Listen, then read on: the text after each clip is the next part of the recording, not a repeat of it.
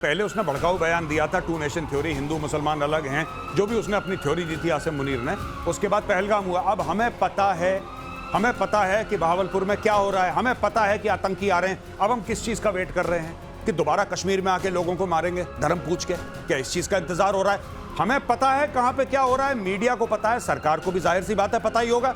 वहीं पे मारो ब्रह्मोस, वहीं पे खेल खत्म करो। देखो, अगर आपने उनको पहले ठोक दिया, मेरी बात ध्यान से सब लोग सुन लें, अगर इस वक्त आपने मार दिया वहां पे मिसाइल तो आप बच जाएंगे। अगर आप वेट करते रहे कि नहीं पहले वो गुनाह करेगा तब हम उसको सजा देंगे, फिर वो गुनाह करेगा फिर हम सजा देंगे, तो वही चलता रहेगा। उड़ी के बाद सर्जिकल स्ट्राइक होगी, पुलवामा के बाद बालाकोट होगा, पहलगाम के बाद आपका ऑपरेशन सिंदूर होगा, और ये चलता रहेगा। पहले वो करेंगे फिर हम करेंगे, पहले वो फिर वो, और ये कभी ना खत्म होने वाला सिलसिला है। आपको पता है ना जैश-ए मोहम्मद के हेडक्वार्टर में लोग आ रहे हैं, आपको पता है ना वहां पे स्विमिंग पूल बन रहा है, आपको पता है ना वहां पे हथियार रखे जा रहे हैं। तो किस चीज का इंतजार है? अभी मारो ब्रह्मोस, उसके अंदर कहानी खत्म करो, वहां पे जड़ से खत्म करो इन लोगों को।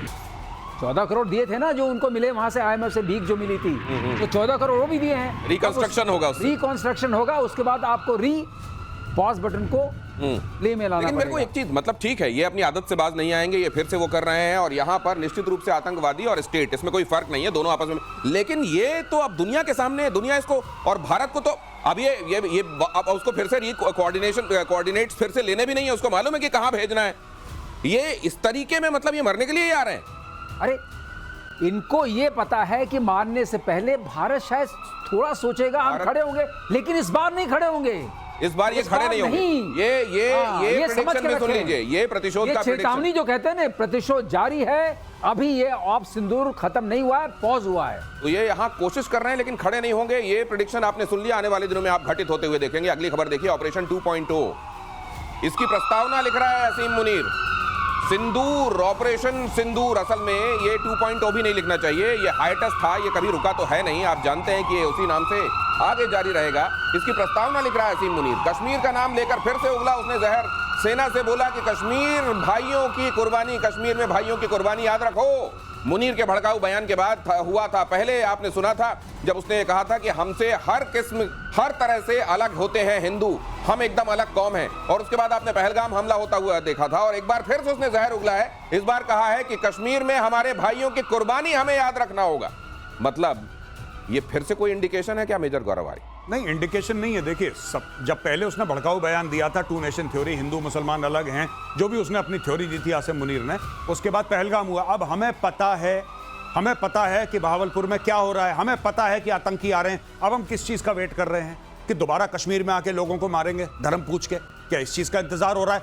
हमें पता है कहां पे क्या हो रहा है, मीडिया को पता है, सरकार को भी जाहिर सी बात है पता ही होगा। वहीं पे मारो ब्रह्मोस, वहीं पे खेल खत्म करो। देखो, अगर आपने उनको पहले ठोक दिया, मेरी बात ध्यान से सब लोग सुन लें, अगर इस वक्त आपने मार दिया वहां पे मिसाइल तो आप बच जाएंगे। अगर आप वेट करते रहे कि नहीं पहले वो गुनाह करेगा तब हम उसको सजा देंगे, फिर वो गुनाह करेगा फिर हम सजा देंगे, तो वही चलता रहेगा। उड़ी के बाद सर्जिकल स्ट्राइक होगी, पुलवामा के बाद बालाकोट होगा, पहलगाम के बाद आपका ऑपरेशन सिंदूर होगा, और ये चलता रहेगा। पहले वो करेंगे फिर हम करेंगे, पहले वो फिर वो, और ये कभी ना खत्म होने वाला सिलसिला है। आपको पता है ना जैश-ए मोहम्मद के हेडक्वार्टर में लोग आ रहे हैं, आपको पता है ना वहां पे स्विमिंग पूल बन रहा है, आपको पता है ना वहां पे हथियार रखे जा रहे हैं। तो किस चीज का इंतजार है? अभी मारो ब्रह्मोस, उसके अंदर कहानी खत्म करो, वहां पे जड़ से खत्म करो इन लोगों को। अब इंतजार करना बंद करना पड़ेगा, इस बात का समय देना बंद करना पड़ेगा कि वो कोई गड़बड़ी करें और उसके बाद उनको सबक सिखाया जाए। इस बार उनकी गड़बड़ी से पहले उनके साथ गड़बड़ी कर देनी पड़ेगी। तबाही मचाने वाली ब्रह्मोस का फैन हुआ पाकिस्तान, इसीलिए लेकर मैं खड़ा हुआ हूं। जरा खबर बहुत ध्यान से देखिएगा। पाकिस्तान को ब्रह्मोस खरीदने की चाहत, कमाल है, इनको चांद चाहिए। एक वक्त ब्रह्मोस वाली कंपनी से पूछी थी कीमत, पूछा था क्या भारत पाकिस्तान को अपनी ब्रह्मोस मिसाइल बेचेगा? कंपनी ने तंज करते हुए कहा था तुम्हें मुफ्त में दे देंगे। अभी इतनी सारी तो दी हैं, अभी इनको और चाहिए, ब्रह्मोस चाहिए इनको। ये देखिए साहब, ये वाली ब्रह्मोस, मैं तो कह रहा हूं ये जो वाकया है ये कुछ समय पहले का है, और बात बिल्कुल ठीक कही थी जिस भी साइंटिस्ट ने वहां पे कही थी, मिलिट्री ऑफिसर जो भी था उसने बिल्कुल ठीक बात कही थी। ब्रह्मोस ऐसे बिल्कुल, मैं कह रहा हूं ये ब्रह्मोस है, मारो बहावलपुर के अंदर और एक मुरीदके के अंदर, इनका काम तमाम करो। ये लोग ऐसे नहीं रुकने वाले हैं जब तक हम लोग घास कटाई नहीं करते ना। दोस्तों, आपके घर के आगे लॉन होता है, आप घास काटते हो ना, और घास काटते हो, घास की कोई गलती थोड़ी ना होती है, पर लेकिन लॉन अच्छा दिखता है कि नहीं दिखता ये बताओ। अगर लॉन चाहते हो अच्छा दिखे, डाल दो 2-4 मारते रहो के अंदर वहीं पे, नहीं, और लगातार लगातार सिलसिलेवार मारते रहो। चाहे पाकिस्तान गलती करे ना करे, गलती का इंतजार मत करो, उसको पहले मार दो कि आगे चल के हो सकता है गलती करे। अभी सही हिसाब बराबर रखो पाकिस्तान का। दिनेश, हेयर कट चलते रहना चाहिए और ये ब्रह्मोस जो मुफ्त में देते रहिए। मना कब किया है? लेते रहो। हम तो मुफ्त में ही दिए थे ना, सारे वाले जो गए थे, इस बार मुफ्त में दे। हेयर कट नहीं, वैसे ये हेयर कट जो आपने कहा या लॉन की जो ये घास जो काटनी है, मैं एक बात आपसे जानना चाहता हूँ, ये क्या है? ये बेशर्मी है, ये तंज है, या ये वाकई चाहत है? ये क्या है ये स्टेटमेंट? नहीं, बेशर्मी है, न तंज है, न चाहत है। ये सिर्फ अपने को कुर्सी में बनाए रखने की आदत है। ओह, क्या अब बात। वो सब कुछ फेल कर गया, उधर से ट्रंप पे भी तमाचा पड़ गया, उसको नोबेल प्राइज दिया, वो भी फेल हो गया। अब समझ में नहीं आ रहा करें क्या। जब कुछ समझ में नहीं आता तो एक चीज समझ में आती है, सारे जनरल्स को आप उन सबका इतिहास देख लीजिए कि कश्मीर कश्मीर कश्मीर कश्मीर आदत है, और इसने कहा आदत छुड़ाने के लिए पूंछ बार बार काटनी पड़ती है। आप उसको डंडे में डाल देंगे तो सीधी नहीं होगी। तो ये जो है वो पूंछ नहीं सीधी करेगा, ये सीधा पूंछ काटता रहेगा। जब हो गए तब काटो, इसी के अंदर पूंछ डालो, यही करेगा पूंछ। हाँ, ये वाकई, ये शायद इसीलिए इस तरफ से हॉलो बनाया गया है। हॉलो बनाया, इसी में आसिम मुनीर की पूंछ इसके अंदर डालो। ये जो आदत है ना, मुनीर को बस सब कुछ बिक गया, लुट गया। अब हम करते हैं ये तमाशा। नहीं, वैसे ये असीम मुनीर ने क्या अपना कैलेंडर बना रखा होगा कि पहले मैं स्टेटमेंट दूंगा, ये घटना होगी, उसके बाद हम लोग इतनी मार खाएंगे, पिटाई खाएंगे, उसके बाद फिर मेरे को अगला स्टेटमेंट ये देना है। पहले स्टेटमेंट के बाद जब पाकिस्तान पिटेगा, उसके बाद मुझको फील्ड मार्शल बनना है, और ये वाला जो स्टेटमेंट होगा उसके बाद मैं कहूंगा कि अब मेरे को अब शहबाज की भी जरूरत नहीं है, अब मैं खुद ही काफी हूं। नहीं, मैं प्रेसिडेंट हूं। अब मैं प्रेसिडेंट। जी बिल्कुल। अच्छा, एक और चीज मैं आपको बता दूं, बहुत इंटरेस्टिंग है कि अक्सर लोग पूछते हैं पाकिस्तान ऐसा करता क्यों है। पाकिस्तान के करने के 2 कारण हैं। एक तो पाकिस्तान चीन और अमेरिका के लिए कन्वीनियंट एक कंट्री है, जिसको बोला 2 टुकड़े दिए, एक गोश्त की बोटी दी और पाकिस्तान ने 2 मिलाई और काटना शुरू कर दिया। और दूसरी गलती हमारी भी है दोस्तों, हम पाकिस्तान में ये होने देते हैं, हम होने देते हैं। ये हमें पता है ना भावलपुर में क्या हो रहा है। अब खबर आ जाएगी मुरीद के में, ब्रेकिंग न्यूज, मुरीद के में आ गया, लश्कर तैयबा के हेडक्वार्टर में ये हो गया, फलाना हो गया, ढिमका हो गया। अरे हो गया तो फिर क्या वेट करेंगे? ये मारो ना वहां पे जाके उनको। जब उनको मार मार के वहां पे आप लाशें बिछा देंगे पाकिस्तानी पंजाब में, तो ये अपने आप शांत हो जाएंगे। इनको रेगुलर काटना पड़ेगा। देखिए, एक बार से नहीं चल रहा कि ऑपरेशन सिंदूर आपने कर दिया। और एक और चीज मैं बताऊं, कभी भी वेट मत करना, कभी भी ऐसा नहीं कि 15 दिन के बाद हम लोग रिटेलिएशन कर रहे हैं। क्यों 15 दिन? आपके पास ऐसी टेक्नोलॉजी है, बटन दबाया वहां हर हर महादेव, 15 मिनट के अंदर खेल खत्म होता है भाई। वहां पे क्या है, ये प्रधानमंत्री निवास के सामने मीडिया खड़ा है, ठीक है। हाँ अजीत, बताइए अजीत। हाँ अजीत, हमारे संवाददाता अजीत खड़े हैं, वो बता रहे हैं यहाँ पे रक्षा मंत्री चलेगा अंदर। ये मंत्री, भाई साहब ये करने की जरूरत ही नहीं है, क्योंकि जब आप 15 दिन वेट करोगे तो क्या होगा कि दुनिया भर का दबाव आपके ऊपर आएगा। ट्रंप का फोन आ रहा है वहां से यूके में फोन आ रहा है, कोई स्विट्जरलैंड से कॉल कर रहा है, लड़ाई मत करो, लड़ाई मत करो। यही पाकिस्तान चाहता है। आप मार दो उसको, मार दो, बाद में दुनिया को सॉरी बोल देना, गलती से मार दिया यार, क्या दिक्कत है, मार दो एक बार। कर नहीं रहा पुतिन वहां पे, ठोक दो उनको। असल में भारत अपने कंडक्ट को अपने नेचर के, अपने स्वभाव के मुताबिक रख रहा है। जाहिर है वो ऐसा देश रहा है जिसने आक्रांताओं को लेकर भी वैसा सख्त रवैया पहले नहीं अपनाया जैसा उसको अपनाना चाहिए था। लेकिन अब वक्त आ गया है कि हम इतिहास से सीखें और ऐसे पाकिस्तान जैसे धूर्तों को तो वक्त से पहले उनकी दवाई कर दें। पाकिस्तान को एटमी अड्डों पर अटैक का डर है, ये खबर भी देख लीजिए। पाकिस्तान के पूर्व सैन्य अधिकारी का बड़ा दावा, अमेरिका ने ईरान की एटमी साइट्स पर हमला करके न्यू नॉर्मल क्रिएट कर दिया है। उन्होंने कहा कि मोदी का भारत भी नेतन्याहू के नक्शे कदम पर चलते हुए इसे दोहरा सकता है। उन्होंने कहा कि ऐसा होता है तो इसके बहुत बड़े दुष्परिणाम होंगे। पहले भी कुछ दुष्परिणाम हो गए और अब फिर से दुष्परिणाम नहीं कहा दुष्परिणाम होंगे, ये कोई दुष्परिणाम नहीं होने वाले, झूठ बोल रहे हैं। क्या दुष्परिणाम हो गए? आपने घुस के मार दिए उनके 1 दर्जन उनकी एयर स्ट्रिप्स, उनके मिलिट्री एयरपोर्ट से आपने खत्म कर दिया। क्या दुष्परिणाम हो गया? दुष्परिणाम हो जाएगा, ये हो जाएगा। रेड लाइन है, इंडस वाटर ट्रीटी, पानी रोक दिया तो खून बहेगा, हिंदुओं के क्रियाक्रम के लिए लकड़ियां कम पड़, क्या हो गया?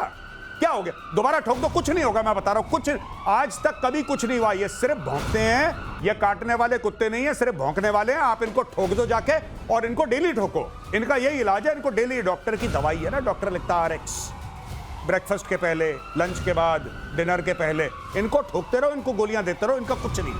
डोज जरूरी है, लेकिन ये देखिए पाकिस्तान को जो एटम वाला डर, ये बात तो सही है कि ये दोनों मुल्क साथ में नाम लिए जाते हैं। ईरान के साथ साथ पाकिस्तान का भी जिक्र होता है, नेतन्याहू कई बार कर चुके हैं। इसलिए वहां जो हुआ है उसकी धमक पाकिस्तान को महसूस हो रही है, पाकिस्तान को। और किराना वाला एक ट्रेलर भी दिख गया है। तो क्या ये वाकई एक डर है जो वहां सतत होगा कि यार एक तो वैसे हमारे पास है नहीं, हमने जो एक झूठ फैला रखा है कि हमारे पास है, उसमें हमको और न मार पड़े इसमें। ट्रम्प ने एक हम लोगों पर एहसान किया है, एक ट्रम्प डॉक्ट्रिन बना दिया कि जहां जहां परमाणु बम है आप वहां मार सकते हैं। हाँ, जो आपके पास है उनके बहुत गहरे में थे, उसने GBU-57 का इस्तेमाल किया। इनके उतने गहरे में नहीं है, इनका हम निपटारा कर चुके हैं। जो बचे कुछ हैं, अगर उन्होंने तैयारी की तो हमें वो दो जगह पता हैं, दोनों जगह पता हैं, वही मारेंगे। जी बिल्कुल सर, विथ योर परमिशन, अभी खबर आई है मीडिया में, कल ही की खबर है कि अग्नि 5 को रिपर्पस कर रहे हैं ये लोग ऑन द सेम फॉर्मेट। अब अग्नि 5 का मतलब क्या हुआ? अग्नि 5 को रिपर्पस मतलब यानी कि वो है इंटरकॉन्टिनेंटल बैलिस्टिक मिसाइल, यानी कि 5 से लेकर 8,000 10,000 ऊपर मारती है वो, राइट। ये कह रहे हैं कि जैसे GBU-57 है उसी तरीके से 2 वर्जन ये अग्नि के निकाल रहे हैं। एक वर्जन वो होगा जो सरफेस पे फट जाएगा, जैसे कि सर उस दिन समझा चुके हैं, राइट, कि मदर ऑफ ऑल बॉम्ब्स वो था जो सरफेस पे फट जाता था। एक वो है जो जमीन के नीचे जाएगा और करीब 300 खोद के मारेगा, 250-300 फुट नीचे जाके वहां पे फटेगा। एक ये भी सिस्टम भारत बना रहा है। तो भारत ऐसा क्यों बना रहा है? भारत ऐसा क्यों बना रहा है? ये पाकिस्तान को देखो, तुम जितने भी नीचे जाओगे ना पहाड़ के, हम लोग तुम्हें ढूंढ लेंगे। पर मेरी सिर्फ एक रिक्वेस्ट है, जो भी पावर में है सरकार, मेरी एक रिक्वेस्ट है, सर आप वेट मत करना, ये सांप के बच्चे फिर डसेंगे, ये सांप के बच्चे फिर डसेंगे। आप ये मत सोचना कि ऑपरेशन सिंदूर से सांप के दांत, इनकी फितरत में है डसना, इनकी फितरत में, इनको ठोको। और इनको जब तक आप ठोकते रहोगे, ये सबसे अच्छी कौम है पाकिस्तानी, सबसे प्यार मोहब्बत वाली कौम है। अगर इनकी डेली सुतैया होती रहे, इनसे बेहतर कोई बंदे नहीं है, लेकिन इनकी डेली मार पड़नी चाहिए कान के नीचे। और इनसे ज्यादा प्यार मोहब्बत वाले लोग नहीं है, बस डेली ठोको इनको। रोज की डोज अगर इनको मिलती रहे तो इनसे बढ़िया लोग नहीं है। ये कह रहे हैं गौरव आर्य। और यूक्रेन पर रूस का अब तक का सबसे बड़ा हवाई हमला, अगली खबर देखिए, 477 ड्रोन, 60 मिसाइलों से यूक्रेन पर अटैक। ये तो पूरी तरह से जो चटनी बना देने वाला, हलवा बना देने वाला जो बात की जाती है ना मेजर गौरव आर्य की तरफ से, वो हो रहा है। ये रूस ने बैलिस्टिक क्रूज मिसाइलों से हमला किया। अटैक में यूक्रेन का F-16 फाइटर जेट तबाह, हमले में F-16 के यूक्रेनी पायलट की मौत। इसकी तस्वीर भी बहुत ज्यादा सर्कुलेट हो रही है इन दिनों। और ये कहा जा रहा है कि इसने तो अगला टारगेट भी लॉक कर लिया था, लेकिन उसी समय इसके प्लेन में खराबी आ गई। मामला F-16 का है, मामला अमेरिका से कनेक्टेड है। क्या सोच रहा होगा अमेरिका? जी बिल्कुल। और यूक्रेन ने 2-3 बातें बोली हैं अभी हाल फिलहाल में। जी, यूक्रेन ने यह बोला है कि हम लेटेस्ट अमेरिकन वेपन्स खरीदेंगे। जी, डोनाल्ड ट्रंप से ये बोला है कि साहब आप हमें लेटेस्ट वेपन्स दीजिए, हम खरीदना चाहते हैं। F-16 पुराना प्लेटफॉर्म है, ये वही प्लेटफॉर्म है जो पाकिस्तान के पास है। अब यूक्रेन, क्योंकि देखिए अब ना पुतिन ट्रंप की नहीं सुन रहा, पुतिन किसी की नहीं सुन रहा। वो ये इलाका ले लो, ये इलाका ले लो, पूरा यूक्रेन मेरा है, वो सब बोल चुका है पिछले 72 घंटे में कि पूरा यूक्रेन मेरा है। कह रहा है मैं पूरा यूक्रेन ले लूंगा। अब ये बोलेंगे उनसे कि सर क्या हमें और कोई इससे ऊपर वाला जहाज मिल सकता है? क्या हमें F-35 मिल सकता है? क्या हमें F-15 ईगल मिल सकता है? क्या हमें और कोई प्लेटफॉर्म मिल सकता है जिससे हम ज्यादा विनाश कर सकें रूस का? ये सारी बातें होंगी। अब देखते हैं ट्रंप बेचता है कि नहीं बेचता। नहीं, ये कर रहे हैं, वो एयर डिफेंस सिस्टम भी मांग रहे हैं और ये कह रहे हैं कि हमको और फाइटर्स चाहिए। ये बात तो कह रहे हैं ज़ेलेंस्की लगातार। ये कह रहे हैं F-16 के नुकसान से बहुत बड़ा नुकसान उनको होगा, क्योंकि इसकी पूरी F-16 की एक अपनी इज्जत थी पूरे इंटरनेशनल प्लेटफॉर्म पे। ये माना जाता था कि इसको इतनी आसानी से आप गिरा नहीं सकते हैं, लेकिन जैसे इन्होंने मारा है, इसने अभी तो जो खबरें आ रही हैं कि उसने 6-7 मिसाइल मार दी और 8वीं में मरा है, खुद मर गया है। तो अगर इतना सैचुरेशन हो गया और ये भी कहा जा रहा है कि सिस्टम फेल कर गया, ये सबसे बहुत सोचनीय बात है। सिस्टम फेल कैसे हो रहा है? फेल कर गया है तो ये किस काम का है? अगर F-16 में ये बात इनको पता नहीं कैसे इन्होंने मीडिया में आ रही है, अगर ये बात है तो F-16 भी एक शक के दायरे में आ चुका है कि इसको लेकर के हम लड़ाई लड़ सकते हैं कि नहीं। लेकिन F-16 के 4 वर्जन्स हैं, A, B, C, D। ये ब्लॉक C का है कि ब्लॉक D का है? मेरे समझ से इनके पास अल्फा एंड ब्रावो है। सर उससे क्या फर्क पड़ता है? ये अलग-अलग ब्लॉक? ये फर्क पड़ता है कि उसमें जो है हर में एवियोनिक्स इंप्रूव करती जाती है। अच्छा। और हर की तो मतलब D का ज्यादा इंप्रूव्ड होगा? डी का ज्यादा इंप्रूव है, डी की कैरिंग कैपेसिटी ज्यादा होगी। और डी की जो एयर सिचुएशन है वो ज्यादा अच्छे से पायलट को पता चलती है। ऑटोमेशन ज्यादा है, एवियोनिक्स ज्यादा है। मतलब मॉडल वही है, जैसे गाड़ी एक आ गई, मॉडल वही है, लेकिन उसको इंप्रूव करते जाते हैं। कई मॉडल देखते हैं ना, लिफ्ट करते जाते हैं। नहीं, बेस मॉडल होता है, उसके बाद एक टॉप मॉडल होता है। टॉप मॉडल होता है, दोनों बहुत फर्क होता है। तो उस तरीके यहाँ फर्क ये होता है, कॉकपिट में एयर सिचुएशन जो आपको बनती है और सालों का अंतर है। 10 साल के बाद बनी, 20 साल के बाद, 30 साल के बाद। तो जैसे जैसे टेक्नोलॉजी आती गई, वैसे वैसे उस F-16 में जाती रही। ओके, अब इसलिए ये बड़ा झटका है अमेरिका के लिए। आपने देखा, ये एक्सपर्ट्स आपको बता रहे हैं, और ये डिटेल, ये बारीकियां और कहीं देखने को आपको नहीं मिलेगी सिवाय टाइम्स नाउ भारत प्रतिशोध के।